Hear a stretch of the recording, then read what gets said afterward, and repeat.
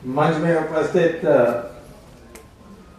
प्रसिद्ध नेतागण विभिन्न क्षेत्रों से और खासतौर पर भारतीय जनता पार्टी के महाराष्ट्र और मुंबई शहर के प्रमुख नेतागण,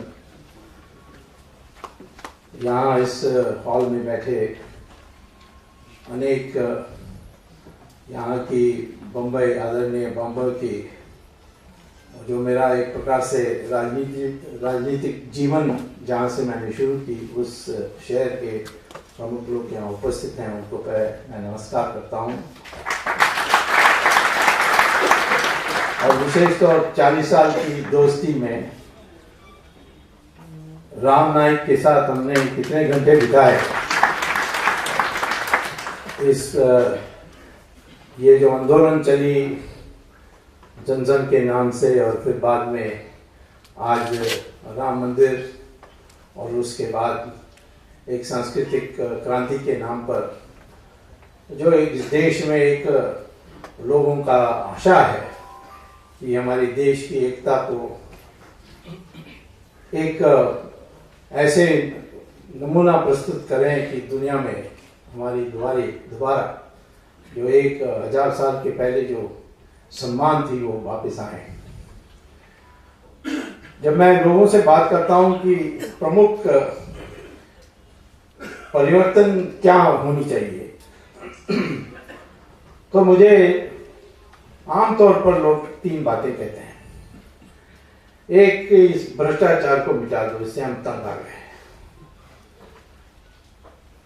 और दूसरा है कि वो कहते हैं कि हमारे देश में जो इकोनॉमी में सिर्फ श्रेष्ठ लोगों के लिए मौका मिल रही है, जो आम जनता की नौकरी, हमें भीख नहीं चाहिए, हमें एनरेगा जो भी है वो नहीं चाहिए, हमें स्थायी नौकरी का व्यवस्था होनी चाहिए।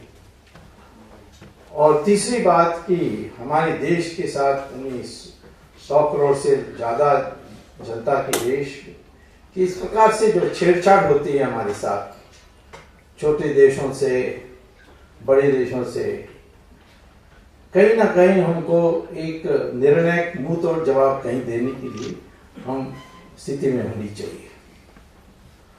अब देख रहे हैं पाकिस्तान जब भी चाहे पार करके आ जाती है, हमारे जवानों के सिर काट देती है। तो पाकिस्तान क्या है? जिस देश को हमने एक बार 2 टुकड़ा किया, इस बार हम 4 टुकड़ा भी कर सकते हैं।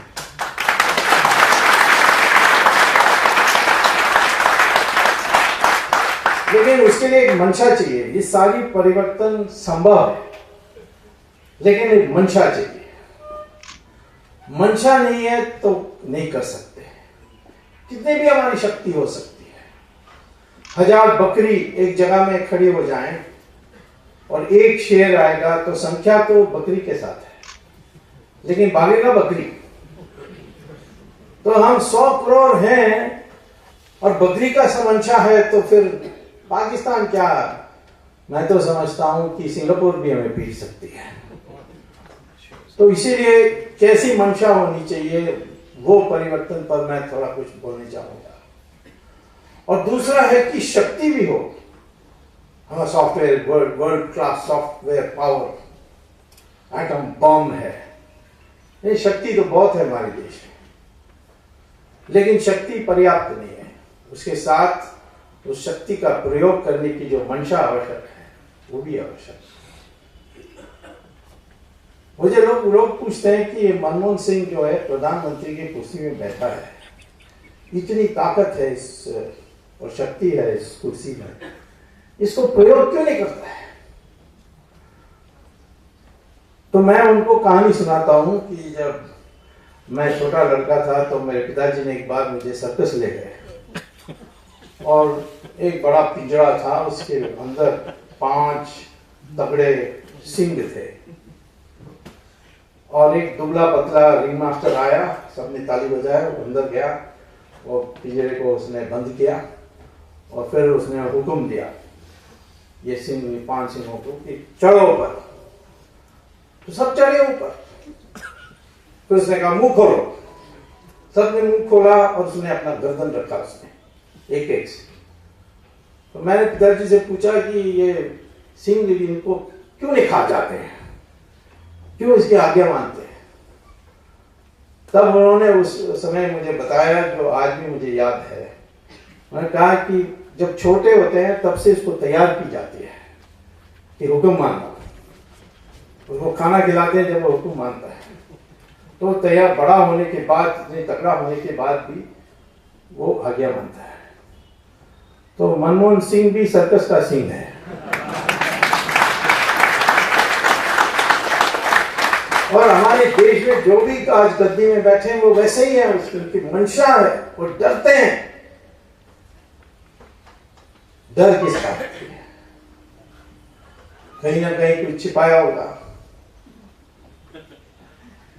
मुझे बहुत पहले से लोग कहते थे कि इस देश में कोई क्रांति लाएगा तो वो फकीर लाएगा, कभी अमीर नहीं लाएगा, फकीर ला सकता है। तो फकीर के पास क्या ले जाओगे उनसे? तो आज मैं ये कहता हूं कि ये भ्रष्टाचार ने हमें, एक क्रूर शब्द उपयोग करूंगा तो कहूंगा कि मुझे, हम लोगों को नपुंसक बना दिया है। और कैसा? पहले इसकी असर सोच लो। भ्रष्टाचार के माने ये नहीं कि कोई किसी अमीर आदमी ने पैसा दे दिया मंत्री को, मंत्री ने ले लिया, नाजायज हो, अमीर बन गया, ये मुख्य बात नहीं है। इसका असर क्या होता है हमारे देश में, ये देख लीजिए। पहला असर है कि काला धन जो है ये एक हिस्सा विदेश चली जाती है हवाला के रूट के जरिए, एक जिससे हमारे देश में रहकर खर्च हो जाती है। खर्च किस बात पर करते हैं? आज उन्होंने फॉरवर्ड ट्रेडिंग खोल दिया है एग्रीकल्चर कमोडिटीज। किसान थोक बाजार में आते हैं, उनको माल बेचना है, वो पैसा रुपए में ही लेते हैं, चेक में नहीं लेते हैं। किसान के पास कोई बैंक अकाउंट ये सब का भरोसा नहीं है तो वो चेक कैश में लेते हैं। तो जिनके पास काला धन है वो अवैध नहीं, वैध रूप से, क्योंकि फॉरवर्ड ट्रेडिंग अलाउड है, वो थोक बाजार में आते हैं, खरीदते हैं, कोल्ड स्टोरेज में डाल देते हैं और शॉर्टेज हो जाती है, वो कमी जो होती है उस कारण से दाम बढ़ जाती है। प्याज का क्या प्रॉब्लम है? प्याज में कोई प्रोडक्शन में कुछ घटा नहीं है। और आप देखेंगे कि दुनिया में हमारे देश से जहां कम प्याज की उत्पादन है वहां प्याज के दाम हमसे कम है। एक प्याज दाम बढ़ गई 100 रुपए प्रति किलो।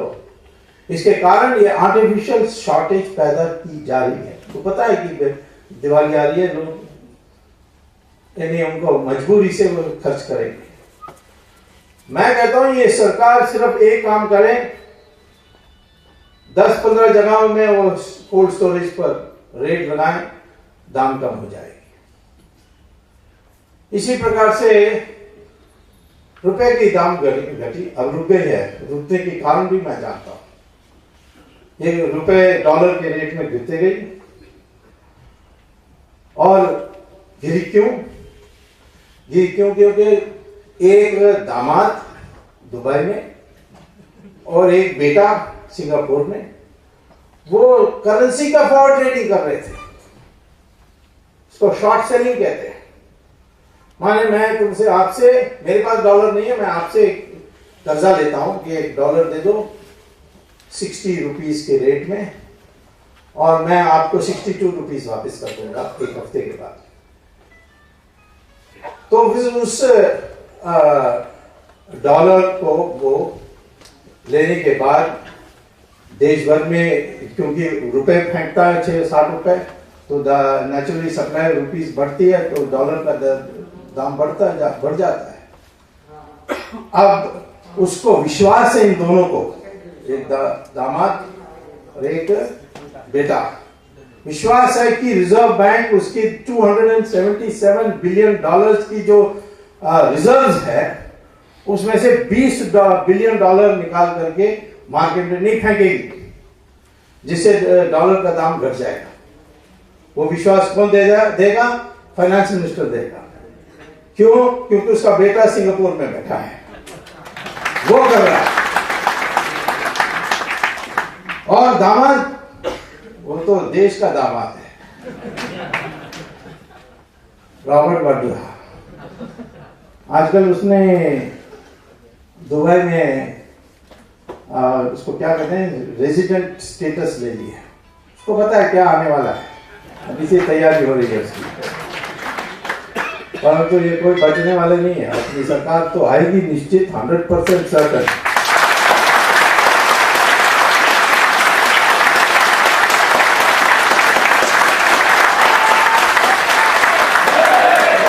मैंने 77 देखा था, 77 में भी लोगों को पहले विश्वास नहीं था। मैं खुद जानता हूं कि कई हमारे जनता पार्टी के नेताओं ने कहा था कि चुनाव नहीं लड़नी चाहिए क्योंकि हमारे पास पैसा नहीं है, हमारे कार्यकर्ता जेल में है और ये इंदिरा गांधी सरकार में बैठी है, खूब खर्च करेगी और हमारी पब्लिक क्या जानेगी कि क्या अत्याचार हो। उनको पेट भरना है, डेमोक्रेसी से उनका कोई अर्थ नहीं, सिर्फ पढ़े लिखे लोग ही इंटरेस्टेड है। लेकिन धीरे धीरे लगा कि नहीं, पब्लिक लोकतंत्र पर विश्वास करती है, चाहती है। और वोट कैसा हुआ? जो अनपढ़ प्रदेश है उसमें कांग्रेस का सफाई हो गया और जो पढ़े लिखे प्रदेश हैं दक्षिण भारत के, उन्होंने कांग्रेस को वोट दिया। बिल्कुल उल्टा थीसिस। पढ़े लिखे लोगों ने डेमोक्रेसी को त्याग किया और उत्तर प्रदेश, बिहार जैसे जहां अधिकांश लोग अनपढ़ हैं, उन्होंने जाकर इंदिरा गांधी को हरा दिया और लोकतंत्र आई और दुनिया भर में हमारी की प्रतिष्ठा बढ़ी। और उससे ये फैसला हुआ कि अब कोई डेमोक्रेसी के साथ छेड़छाड़ नहीं करेंगे, बेईमानी करेंगे परंतु छेड़छाड़ नहीं करेंगे, इसको डेमोक्रेसी को हटाने के लिए प्रयास नहीं करेंगे। ये तो एक मैटर सेटल हो गया, इंडिया डेमोक्रेटिक नेशन रहेगा। अब आज की लड़ाई है कि इस देश में जो 1000 साल के पहले जो ईमानदारी थी वो वापस आएगी, इसका भी फैसला इस इलेक्शन में होना। कोई नरेंद्र मोदी से कांग्रेस क्यों डरती है? क्योंकि वो सख्त है, वो मुलायम नहीं है।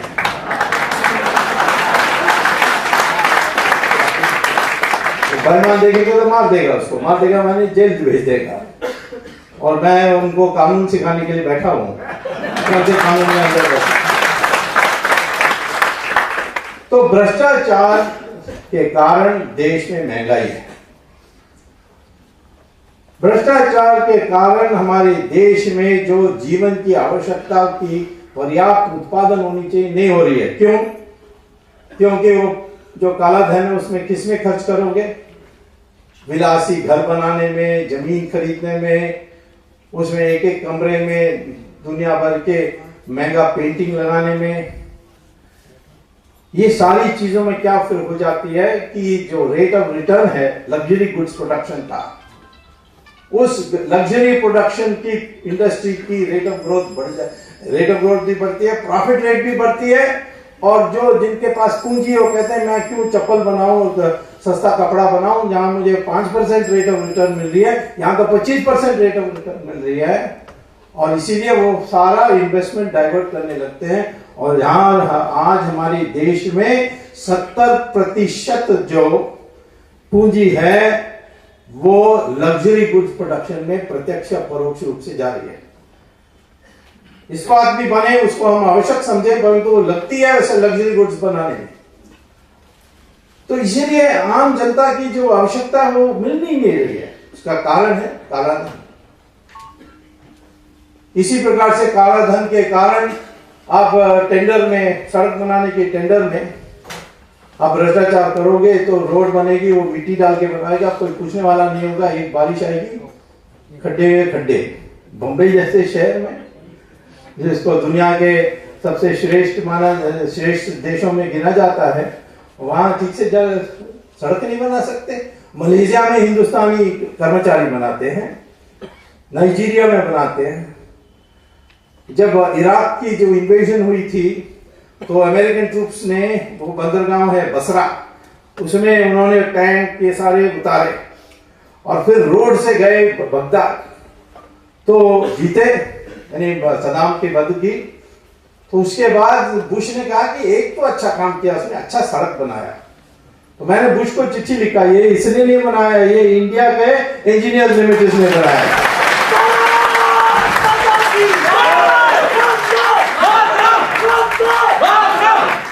जब हम विदेशों में अच्छी सड़क बना सकते हैं जिसमें सालों साल उसकी रिपेयर करने की जरूरत नहीं होती, तो हिंदुस्तान में क्यों नहीं बना सकते? यही कारण है। मिलावट दवाइयों में, इस सारी चीजों में, क्योंकि एक साइकोलॉजी बन गई है कि भ्रष्टाचार करो, शॉर्टकट करो, खूब पैसा बनाओ।